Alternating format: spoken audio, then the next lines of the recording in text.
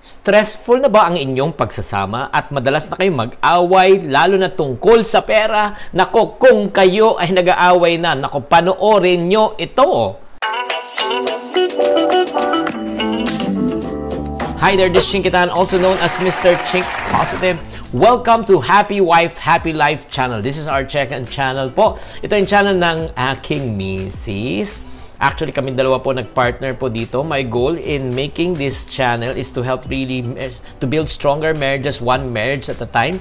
And whether you like it or not, alam mo sa mga buhay mag-asawa, sa talagang pinakamalaking problema at talagang punot dulo ng away tungkol saan? Sa pera. Since I specialize on money, that's the reason why we decided to create this.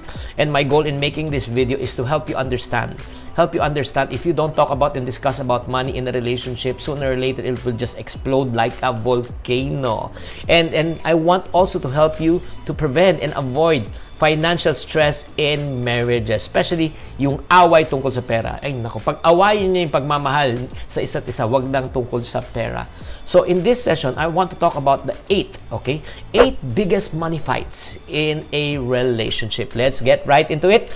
Number 1 reason why you get always in a relationship, especially in marriage, or kayo kung mag-partner, mag-boyfriend, girlfriend, is because of financial incompatibility. Oh, check nyo na right from the start. Not only emotionally compatible kayo, ay, alam mo, gusto kong mag-hiking, hiking din siya. Okay, fine. O gusto ko Japanese food, okay, fine, compatible kayo. O pagdating sa pera, compatible ba kayo? What if kung yung isa is saver, yung isa spender, yung isa positive, di ba? Yung isa negative. Yung isa risk taker, gusto mag-start ng business, yung isa naman ayaw. Gusto naman sa comfort zone. So, from there alone, yung sa financial incompatibility, kung meron na kayong mga stress and tension, ay, naku, pag-usapan nyo na. Ito po pakinggan nyo. Pag kayo ay girlfriend, boyfriend pa lang, okay pa lang. Kasi, in other words, pwede pang ayusin. Kung kayo ay probably engaged pa lang, okay, pwede pang magbago isip mo. Pero pag ikaw ay married na, ay nako, wala na, you're stuck. You gotta work it out. That's number 1 reason. Number 1 reason kung bakit ba nag-aaway tungkol sa pera. Number 2, second reason bakit nag-aaway sa pera is because of mismatched financial priorities. I will repeat, mismatched financial priorities. Ang priority ng isa, magbakasyon. Ang priority ng isa, magbayad ng utang. Ang priority ng isa ay bumili ng appliances. Ang priority ng isa is edukasyon ng anak. Ang priority, nagigets nyo, kung hindi pareho ang financial priorities nyo, it's a division. Kaya ang tinawag ng division, two vision.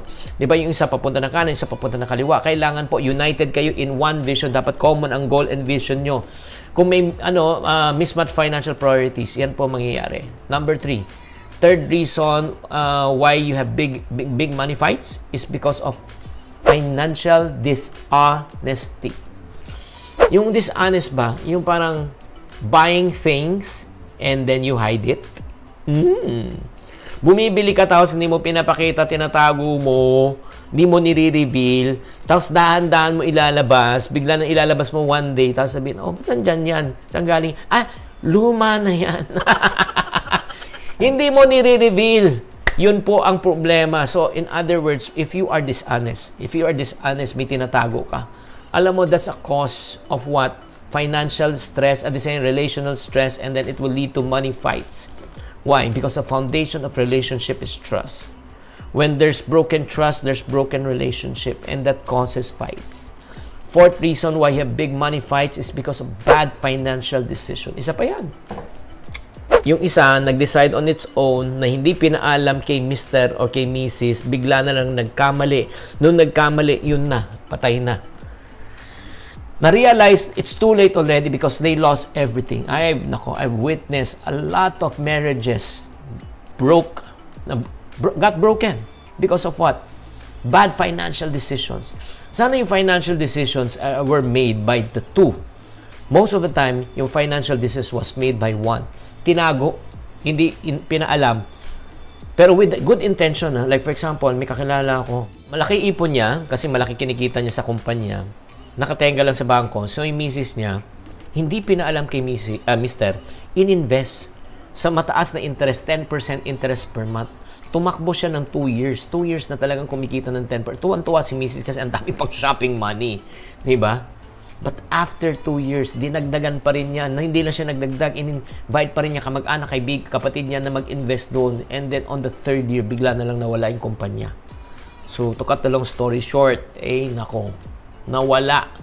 At hindi lang nawala, nagpakamatay pa yung isa, yung asawa na nag-invest. That's really so sad because of bad financial decisions. Let's go to number 5.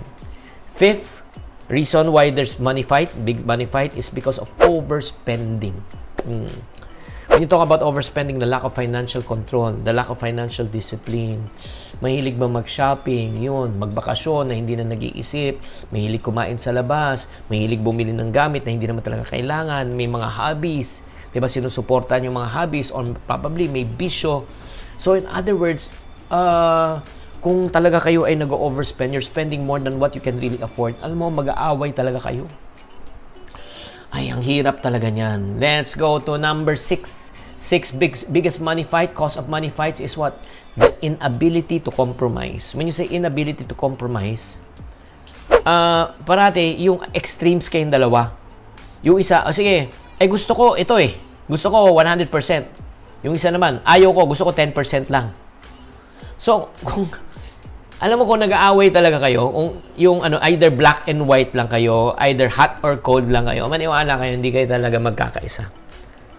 Ang importante talaga, why don't you try to meet halfway? 100% gusto niya, 10%, 50%, magkita kayo. Diba? At least, you try to compromise. Importante yun Yung learning how to adjust. Huwag mo ipaglaban dahil gusto mo lang. Alam mo, pride yan, kapatid. Pride yan. Pumili ka. Anong gusto mo? Let's go to number 7, biggest money fight, impulse buying. When you say impulse buying, it's unplanned spending. Hindi naman kasama sa budget, gumastos ka. Nagustuhan mo lang. Pwede tayo bumili ng sapatos, pwede tayo bumili ng damit, pwede ba tayo bumili ng bag, pwede ba tayo kumain sa labas?